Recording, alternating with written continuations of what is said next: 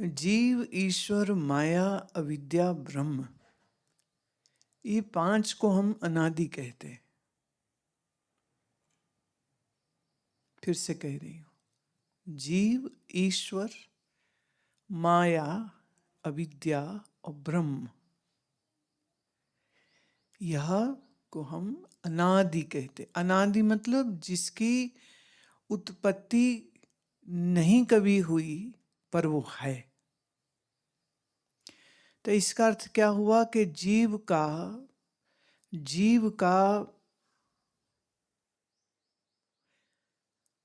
हम कहें happy birthday कब था तो उसकी कोई तारीख नहीं। जीव क्या है? आत्मा का ही मन में प्रतिबिंब जीव है।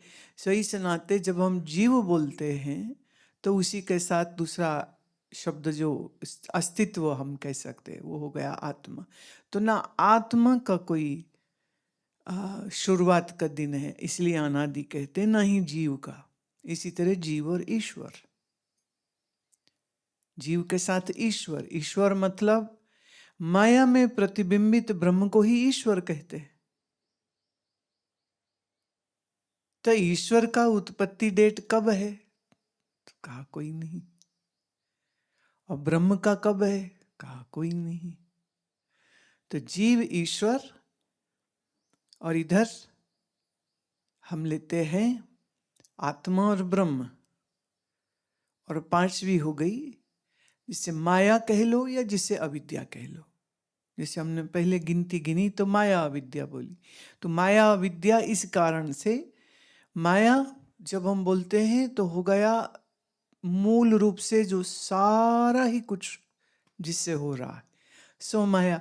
पर जितने से मेरा मन, मेरा शरीर, मेरी इंद्रियां बनी उतने हिस्से को हम अविद्या कह देंगे।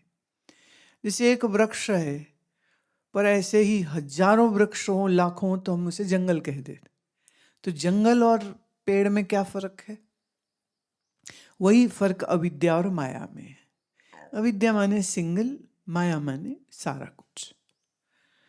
तो जीव, आत्मा, जीव के साथ, जीव माने आत्मा का ही मन में आया प्रतिबिंब। इसे मैं और आसान कर दूं तो जिसको आप कहते हो मैं, आप जब कहते हो मैं, तो आप मैं किसको कहते हो? आप शरीर को मैं कहते हो। पर क्या शरीर में है? तो शास्त्र कहता है ये शरीर में है नहीं। पर ये शरीर में लगती क्यों है? क्योंकि हमारे साथ अविद्या लगी हुई है। अविद्या माने ना जानना, अज्ञान, ना जानना। जैसे कोई चीज घर में पड़ी है पर अगर आपको नहीं पता कि घर में चीज पड़ी तो आप लेने बाजार चले जाओगे। आपको चीनी चाहिए थी, देखा डब्बा खाली है, आप बाजार चले गए चीनी लेने, वापिस आए तो बोले अरे चीनी तो बड़े डब्बे में और थी, तुम क्यों गए बाहर? बोले मुझे मालूम नहीं था। तो ऐसे ही जब हम नहीं जानते अपने आप के बारे में तो इसी को अविद्या बोलते। हम इस शरीर में हैं, हमें ये तो मालूम हो रहा है, लेकिन शरीर के साथ जिंदगी जी करके भी ये शरीर सिर्फ हम नहीं हैं। अब इस शरीर में देखना, सुनना, सूंघना, चखना, ये भी सब चलता है। और इसके पीछे चलता है प्राण। प्राण मतलब जिससे जिंदगी हो रही। प्राण मतलब वो बैटरी जिससे ये शरीर का खिलौना चलता है। बैटरी खत्म, खिलौना बंद। बैटरी है, खिलौना चल रहा है। तो इस शरीर को जो चलाता है वो है प्राण। अब जब हम कहते हैं मैं, तो हमें प्राण तो भूल ही जाते हैं। प्राण सिर्फ कब याद आते हैं? जब, जैसे अभी इन्होंने कहा कि इनके 28 साल के पुत्र की मृत्यु हो गई, सोया और सोते में ही मृत्यु हो गई। परिवार के लिए उम्र कोई हो, पर जैसे ऐसे घटना घट जाए कि रात खा पी के सोया है और सुबह उठे नहीं। अब किस समय प्राण निकला मालूम नहीं। वो तो पोस्टमार्टम करे तो एक अनुमान होता है, वो जो विसरा होता है, टिश्यू होते हैं, वो उसको देखते हैं कि इसमें कितना डिग्रेडेशन हो गया, तो उससे वो एक अनुमान लगाते हैं, काफी अच्छा अनुमान लगाते कि लगभग इतने बजे मृत्यु हुई होनी चाहिए। ये बात मैंने कई बार कही है। दुनिया में करीब करीब 60-65% लोग नींद में ही मरते, साइलेंट हार्ट अटैक हो जाता है या ब्रेन स्ट्रोक हो जाता है, इतना सीवियर होता है कि शरीर से प्राण ही निकल जाता है। अब जिस शरीर में प्राण नहीं है उस शरीर का क्या करोगे? उसको हम जला देंगे, अंतिम संस्कार हो जाएगा। अब प्रश्न उठता है, वो शरीर इनका पुत्र था या उस शरीर के अंदर जो प्राण चल रहा था जिसकी वजह से उसका शरीर जिंदा था वो पुत्र था? जिसके निकल जाने से मिट्टी हो गया तो असली तो वो हुआ ना। पर हम किसी के शरीर में चल रहे प्राण या अपने ही शरीर में चल रहे प्राण के बारे में कहां कुछ जानते हैं। हम तो सिर्फ शरीर जानते हैं। और जब कोई शरीर सांस न ले, दिल न धड़के, नाड़ी न चले, कोई हरकत न हो, तो डॉक्टर चेक करके कहता है कि भाई ये तो मर गया है। अब मर गया है तो नेक्स्ट क्या प्रोग्राम होगा? क्रियाकर्म करो, अंतिम संस्कार कर दो, इसमें कुछ नहीं बचा इसमें। पर क्या हम सिर्फ शरीर हैं? नहीं। वाणी कहती है प्राणी, तू प्राणी है। प्राण जब तक है तब तक प्राणी, प्राण शरीर से निकल गया तो बोले जो जीव है वो अपने कर्मों की पोटली मन में दबाए हुए आगे निकल जाता है और समय के साथ कहीं ना कहीं उसका फिर से जन्म हो जाता है। इसीलिए संतों ने कहा कि जो आज आपको लगता नहीं मेरे है मेरे है मेरे, सच में कोई अपना नहीं। क्या गारंटी है एक के ये शरीर बना रहेगा? कोई नहीं। इस शरीर से जो संबंधी है वो कब तक हमारे साथ रहेंगे? कोई गारंटी नहीं है। हमें प्यारे लगते हैं तो लगता है हमेशा बने रहे। माँ है, बाप है, भाई बहन, बेटा बेटी, सब प्यारे लगते, हमेशा बने रहे। पर सच क्या है? नहीं रहेंगे। पिछले कुछ समय में हमारे कुछ बहुत प्यार करने वाले, जैसे आप, ऐसे उनकी मृत्यु हो गई तो खबर आती है, तो हम पूछते हैं क्या हुआ? पहला प्रश्न यही, क्या हुआ? वो बताएंगे ये हुआ ये हुआ ये। फिर हम ये नहीं कह सकते बुरा हुआ, क्योंकि जन्म और मरण हर जीव की यात्रा है। जो जन्मा है सो मरेगा, कब मरेगा ये उसके कर्म पर निर्धारित है। और कर्म जो हैं वो जीव की अपनी इच्छा से हुए हैं ना, उससे किसी ने कुछ जबरदस्ती नहीं कराया है। हम अपनी इच्छा से बुरा करते, हम अपनी इच्छा से अच्छा करते। बेवकूफ है मन तो काम क्रोध में, कभी कभार लोभ में आके ये जो रिश्वत खाते हैं, कितना मजा आता है ना जब वो रिश्वत लेते। अभी किसी का रिश्ता हो रहा था, बोले लड़का सरकारी डिपार्टमेंट में ये क्लर्क है, कितनी तनख्वाह मिलती? बोले 45,000। नहीं कहते तो ऊपर की कितनी मिलती? बोले हो ही जाता है, 1.5 लाख हो जाता है। फिर ठीक है। रिश्ता करने में पूछ रहे नौकरी में पैसे कितने मिलते हैं, और फिर ये पूछ रहे ऊपर की ऊपर का क्या, वो कितना है? इसीलिए तो सरकारी महकमे में चपरासी की नौकरी भी निकल जाए तो एक नौकरी के लिए हजारों 10-10 हजार आदमी उसका एप्लीकेशन लगाते। क्यों? सैलरी तो सरकार से कितनी मिलेगी, लेकिन वो क्या देखते, भाई इसमें कमाई और है बहुत, कितना खुश होते हैं लोग। क्या ये पाप नहीं है? क्या ये पाप नहीं? ऐसा लोगों को लगता ही नहीं है। कोई कह रहे थे कि हमको सरकार तो कुर्सी पे बैठने की सैलरी देती, काम कराना है तो पैसे दो, और लोग देते हैं। क्या करें? पर सोचिए, जो रिश्वत ले रहे हैं, जो रिश्वत दे रहे हैं, देने वाला मजबूरी में है। कई बार देने वाला कुछ गलत काम कर रहा है, इसलिए वो कहता भाई ये पैसे ले, मेरा काम कर दे। कभी कभी वो भी गलत होते हैं। तो पाप होता है, पुण्य होता है। कभी किसी को कुछ पैसा मदद में दे दिया, कभी किसी का सहायता कर दिया। कोई बीमार था, उनने को पैसे नहीं, तुमने दे दिए। कोई भूखा था, तुमने भोजन खिला दिया। किसी ने कहा पढ़ाई को पैसा नहीं, तुमने दे दिया। तो ये सब पुण्य है। हाँ, वो बात अलग है, आजकल लोग पुण्य थोड़ा कम करते हैं, पाप ज्यादा होता है। तो पाप और पुण्य की जो गठड़ी है वो मन में लेकर के जीव एक शरीर छोड़ता है, दूसरे में जाता है।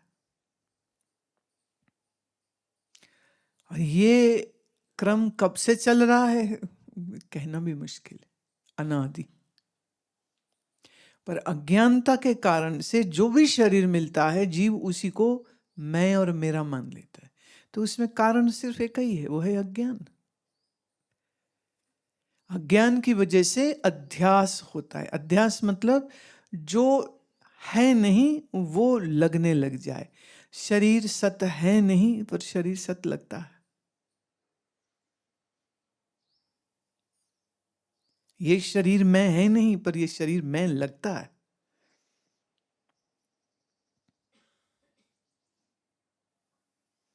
कितने ऐसे शब्द आते हैं, प्राणी क्या मेरा क्या तेरा, जैसे जल में पंख बसेरा। संत रविदास जी महाराज का कैसा है? बोले प्राणी यहां कुछ तेरा नहीं, कुछ मेरा नहीं। कब तक, कब तक मेरा तेरा तुम करोगे उस परिवार के साथ? जैसे बोले तालाब में आके पंछी बैठ जाए और थोड़ी देर में उड़ जाता है। तो पंछी तालाब को मेरा नहीं कहता है, बैठता है, पानी पीता है, नहाता है, पर उड़ जाता है। तो हम लोग सब वही पंछी तो है जो किसी घर में इस शरीर से जन्म ले लेते हैं, पर हम बेवकूफ हैं। हम मेरा मेरा शुरू हो जाते, मेरा है मेरा है मेरा। ये जानना चाहिए मेरा नहीं है जब तक संजोग तब तक वो साथ रहता है।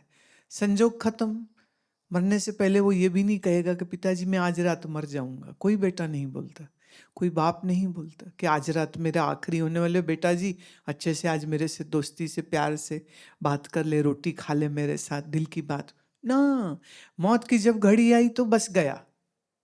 हाँ, कभी कभी जब कोई लंबा बीमार हो तो फिर उसमें घर वालों की भी तैयारी हो जाती कि अब तो जाएगा, डॉक्टर ने जवाब दे दिया।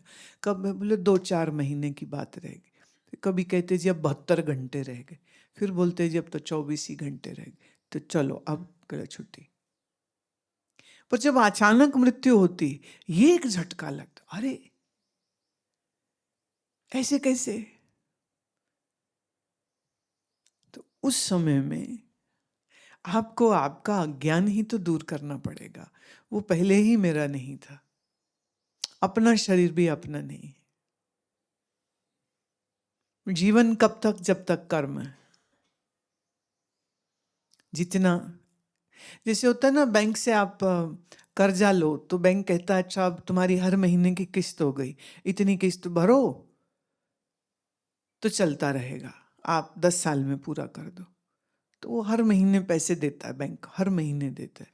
फिर एक समय ऐसा आता है बैंक कहता है अब खत्म, अब हमारे साथ तुम्हारा खाता लोन का फिनिश, अब कुछ देने की जरूरत है। ऐसे ही जिंदगी के, इस संसार के बैंक के खाते में समझिए हमारा कर्म का खाता चल रहा है। जब तक लेना है, देना है, पाप है, पुण्य है, ये चलता रहता है। फिर एक समय आता है खाता खत्म।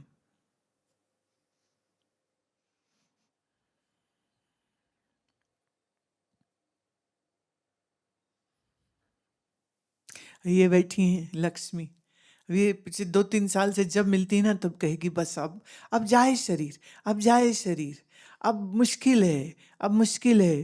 तो मैं हर बार बोलती हूँ कि मेरे हाथ में थोड़े ना है। ये हर बार हाथ जोड़ेगी कि अब शरीर चलता नहीं, 99 पार कर रही हैं। हाँ, अमेरिका से अभी भी देखो आई हैं पूरी के सत्संग के लिए, अभी भी आई, बेटा बहू सब आए, वो चले गए। हाँ वो गए, ये यही है अभी देखो।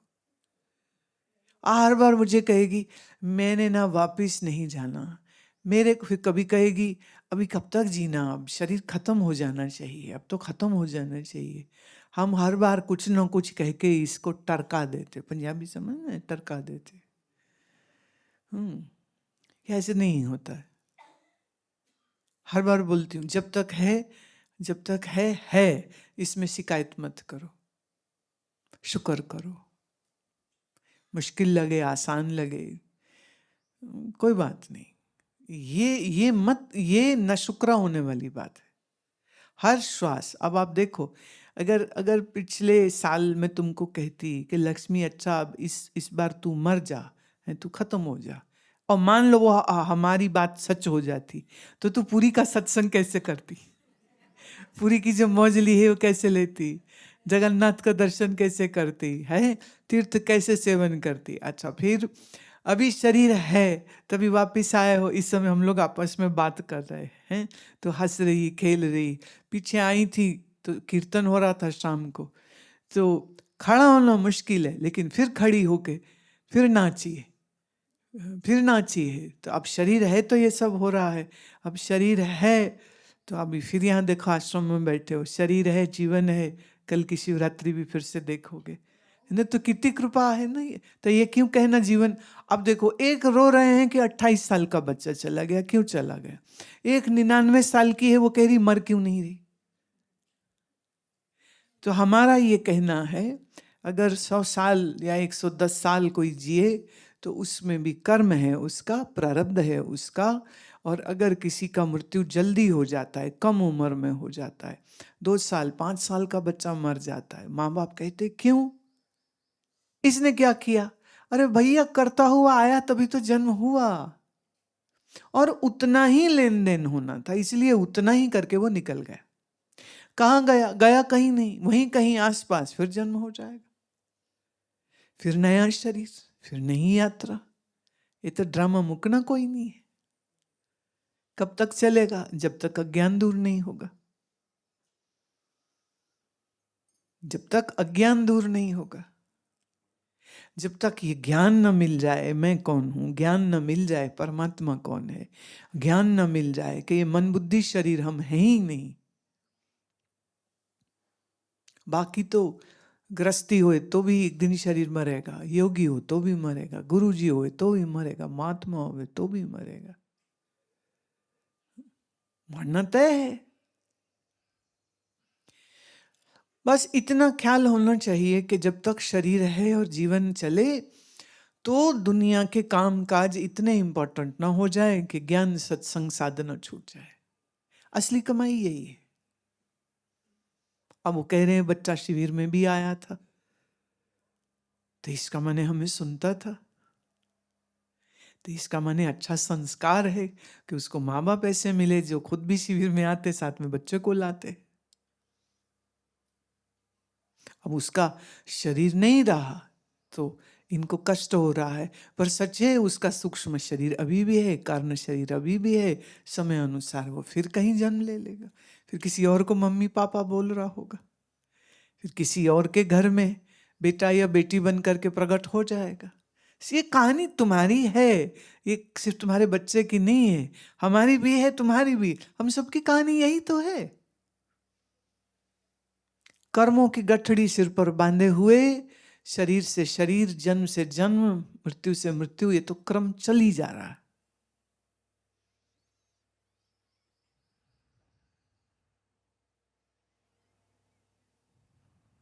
ये अभी आई हुई हैं एक महिला हैदराबाद से, वो सत्संग के लिए निकल रही थी और एयरपोर्ट पे थी, तो फोन आ गया कि उनके पति की हार्ट अटैक से डेथ हो गई। वहीं से वापिस घर गई, फिर वो अगले कार्यक्रम में हमें मिली, तब उसने बताया ये हो गया। मैं आप कैसे हो? कहती नहीं, उस समय तो थोड़ा परेशान हुई कि मतलब ऐसा तो प्लान नहीं था भाई। मैं, मृत्यु किसकी प्लानिंग होती? कौन करता प्लानिंग? अच्छा जी, अगले बुधवार मारी जाते हैं, करता कोई ऐसे प्लान? ऐसे तो कोई नहीं करता, ऐसे तो कोई भी नहीं करता ना। अचानक होती जब होती। पर वो कह रही है कि भगवत गीता का अध्ययन मनन साधना सत्संग का प्रभाव ये है कि मेरे मन में कोई शोक नहीं, कोई दुख नहीं। ये लगता है उसकी यात्रा पूरी मेरी चल रही। दुनिया की दृष्टि से उनका पति नहीं है, लेकिन वो पेशे से डॉक्टर हैं, अपना काम करती हैं। हमारा शक्ति प्रोग्राम को वो बहुत सपोर्ट करती हैं।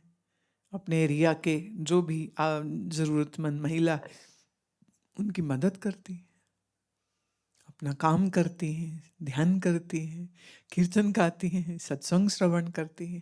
बोले मेरा जीवन आपकी कृपा से बहुत अच्छा चल रहा है। अब जिसका संजोग है वो साथ रहेगा, जब विजोग का समय आया तो गया। तो अनादिकाल से जीव, आत्मा, ईश्वर, ब्रह्म, माया, इसका उत्पत्ति कोई है नहीं, पर इसके प्रभाव में आकर के जीव अज्ञान और अविद्या से पीड़ित होकर के ये स्वयं को देह मानता है, मन मानता है, और मन से दुखी सुखी होता है तो अज्ञान है। और इस अज्ञान की निवृत्ति हो जाए तो शरीर बना रहेगा, दुनिया के काम काज चलते रहेंगे, लेकिन मन में दुख तकलीफ शोक खत्म हो जाता है। क्यों? विवेक आ गया ना। ये विवेक जिसके पास है, ये ज्ञान जिसके पास है, उनके अंदर बहुत ताकत आ जाती है। शरीर हमारा नहीं है, हमें मिला है, सही। तो जिसने दिया वो जब चाहे वापस ले लेगा। पंजाबी में कहावत है, डाडे रब नू कौन कहे तू इंज कर ते इंज ना कर। कह सकते? डाडे रब नू कौन कहे तू इंज कर ते इंज ना कर। ऐसे तो मेरा भी बहुत कुछ दिल करता है, ये हो जाए, ये हो जाए। जैसे मुझे लगता है जो मुझे मिले, मिलते ही आत्मज्ञानी हो जाए। नहीं होते, रह जाते वही गधे। हम इतना समझाते सिखाते, ध्यान लगाओ, मस्ती पाओ, आनंद से जियो, तो लोग कहते हैं भाई ये हमसे तो होता नहीं। वो दूसरे कामों में लगे रहते, लड़ाई भिड़ाई, लेना देना, दुनिया का सीढ़ी स्यापा चलता रहता है। अब हमारी भी बड़ी इच्छा है कि जो मिले बस वो आत्मज्ञानी हो जाए। मैं बिल्कुल सच्ची बात बोल रही हूँ। जब शुरू में शरीर क्या 15 साल का था, जब से बोलना शुरू किया, 16-17 की रही होंगी, तो एक मंदिर में मैं सत्संग कर रही, तो मन में एक ही ख्याल आता था कि जितने बैठे हैं ना, 100-125 लोग होंगे, कि ये जितने लोग बैठे हैं ना, तब मेरा अपना सन्यास नहीं हुआ, पर मेरे मन में क्या होता था, ये सब सन्यासी हो जाए, सबको साधु बनाने की मन में इच्छा होती थी। जैसे होता है ना, शादी कराने वाले जिसको मिलते हैं तो उसी को कहेंगे शादी कर लो। हम रिश्ता बताते हैं, तुम्हारे बेटा बेटी, एक ने कहा नहीं मेरे सारे बच्चों की तो हो गई शादी। कितना अच्छा, कहता फिर तुम अपनी कर लो, शादी कर लो। किसी के पति की मृत्यु हो गई, उसके घर पहुंच गया, अरे मतलब समय बदल गया है तो तुम शादी कर लो। कईयों के होते हैं ना, वो शादी कराते रहते। तो हमारी मर्जी ये होती थी कि साधु बनाओ सबको, जो मिले, क्या रखा है, छोड़ दुनिया। शरीर अच्छा है, जवान है, तंदुरुस्त है, तो यही समय है जब तुम्हें योगासन अच्छे से कर सकते हो, है ना। कोई रोग नहीं। अब तो आधे टाइम तो है कमर दुखती है, सिर दुखता है, चक्कर आता है, ये है, ये आसन नहीं होते उन लोगों से। आते बड़ी देर से है ना हम तक। जीवन के प्रवाह में सब चीजें बह रही हैं, घट रही हैं, उसमें कर्म अनुसार हमको शरीर मिलता है, नया कर्म जीव करता है। नए कर्म जीव करेगा, खाली तो कोई बैठ नहीं सकता। अब ये जो नए कर्म करता है उससे उसकी अगली यात्रा तय हो जाती। तो ऐसे माता पिता जिनके पुत्र की मृत्यु हुई हो, मैं उनको एक ही बात कहूंगी, वो अपनी यात्रा कर रहा है, आप अपनी यात्रा करो, उसका भी अच्छा ही होगा। क्योंकि अब हमारा अगर वो श्रोता है, सुनता है, सत्संगी है, हाँ सत्वगुणी है, तो उसके लिए तो चिंता करनी बनती कोई नहीं, क्योंकि उसका तो राखा ईश्वर खुद है। तो आपको तो सोचने की जरूरत नहीं। अच्छा, आप कहोगे हमारा क्या होगा, आपका भी बहुत ही अच्छा होगा, चिंता ही नहीं करनी। चिंता इस बात से शुरू होती है जब हम अपने मन को कमजोर देखते हैं। जब ईश्वर का आश्रय हमारे अंदर होता है, कोई कमजोरी नहीं। तो जब मन कमजोर पड़े तब इस बात को याद रखना, राखा एक हमारा स्वामी, सगल घटा का अंतर्जामी। वो अंतर्जामी हमारा है, हम अकेले थोड़ी। दुनिया है पागल। वो आप भी दुखी है ना, तो दूसरों को भी सुइयां चुभा चुभा के रुलाती है। तुम देखा कई शरारती बच्चे होते, दूसरे बच्चे को पीटते रहते, कोई मिल जाए उसे पीटते मारते, और वो रोए तो उन्हें बड़ा अच्छा लगता है। दुनिया वही शरारती बच्चा है। अब जैसे इनको जो लोग मिलते होंगे, हाय अब तुम जिंदगी कैसे काटोगे, हाय तुम्हारा तो लड़का चला गया, हाय तुमने तो, उसने तो भी कुछ देखा ही नहीं था, हाय ये कैसे होगा, हाय तुम्हारा बुढ़ापे का सहारा कौन होगा।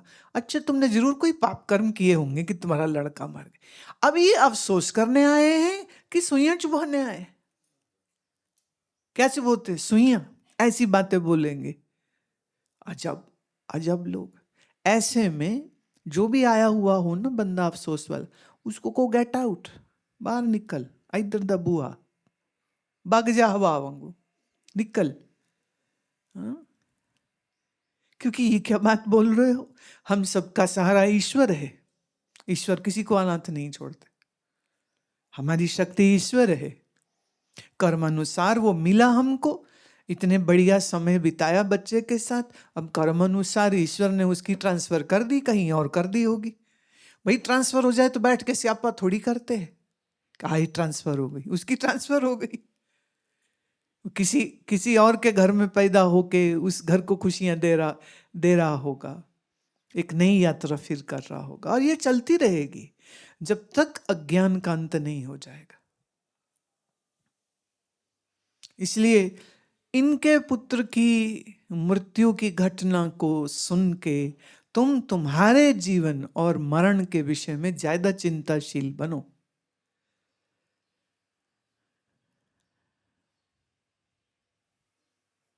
और समय रहते अपना काम करना चाहिए। समझ रही माता, कल्ली कुल्ली तो कोई नहीं है, कमजोर कदी नहीं मनना अपने आप ਨੂੰ।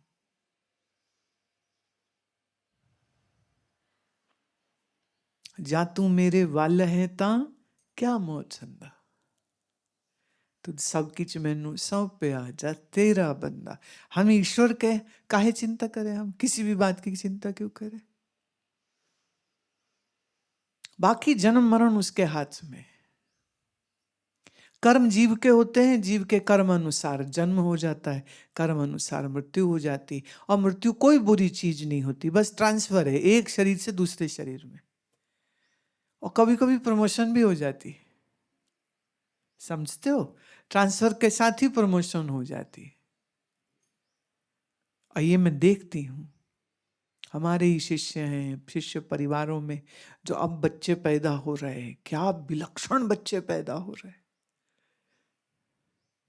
अब वो यहाँ है, वो अभी 3.5 साल की बच्ची है, गुरुपादुका स्तोत्रम संस्कृत का जुबानी आता है। 7 साल की बच्ची है यशस्विनी, पूरी भगवत गीता जुबानी आती। अब देखिए उनको कैसे माँ मिले, कैसे माँ पिता मिले, जो गोदी में बैठा करके उसको श्लोक याद कराते हैं।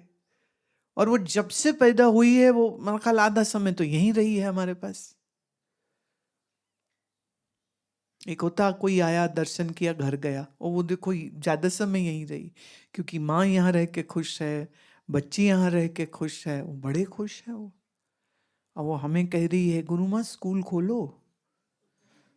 मैं मतलब कहती मेरे को यहीं पढ़ना है, मैंने नहीं जाना दूर पढ़ने के लिए। मतलब तेरी पढ़ाई पीछे मैं अब स्कूल खोलूं? मैंने पूरे अधिकार से कहती, मैंने सत्संग सुनना है, मैंने नहीं जाना बेंगलोर, मैंने यहीं रहना है। आइए बिल्कुल अभी उस दिन कोई आए थे, उनका यूनिवर्सिटी चलाते हैं, तो मैंने उनसे बल्कि कहा है 2-4 दिनों में हमारी मीटिंग होने जा रही है, क्या मालूम ईश्वर इच्छा क्या है। कि गुरुकुल की बात मैं हमेशा करती रहती हूँ, और सब लोग पूछते हैं कहाँ भेजें, तो आपका है नहीं, तो ये तो बात सच है, पर देखो जो ईश्वर इच्छा। इसलिए बिल्कुल पक्का रखो मन में, आप अकेले नहीं हैं, ईश्वर अंतर्यामी तुम्हारे ही साथ है। और ये शरीर, ये तो बहुत ही बेईमान है, ये तो धोखा देगा ही देगा, आज नहीं देगा कल देगा, इन्हें तो जाने ही जाने। इसलिए इसके साथ न मैं न मेरी, दोनों रिश्ते नहीं रखे। भ्रम कब हुआ ये मत पूछो, भ्रम दूर कैसे होगा बस ये पूछो। क्योंकि माया अनादि है, जीवन अनादि है। हाँ, तो जो अनादि है, इस जीव का भ्रम क्यों हुआ? क्योंकि जीव बना ही उस माया की वजह से है ना। अगर माया विद्या से बनी अंतःकरण नहीं होता तो जीव कहां होता? इसलिए कब क्यों ना करके इसकी निवृत्ति कैसे हो, ये जो अपने आप को बंधन में मान रहा है, बस इसको हम कैसे निकालें, इसके लिए प्रयास होना चाहिए।